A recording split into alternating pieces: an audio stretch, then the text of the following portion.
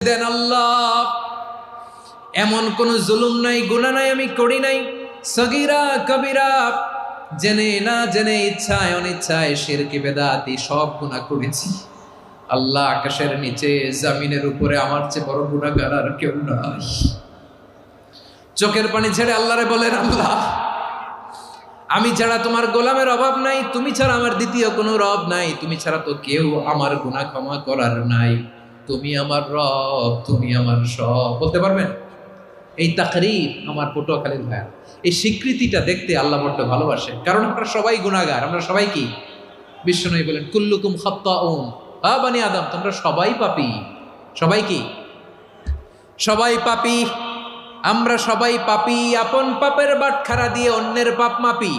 আমরা যে পাপী এটা ভাবতে মনে চায় না কারো, খালি অন্যের পাপ দেখি আমরা, এটা ভুল। ওর এই পাপ, ও পাপী, ও জালেম, ও জাহান্নামী, এরকম একটা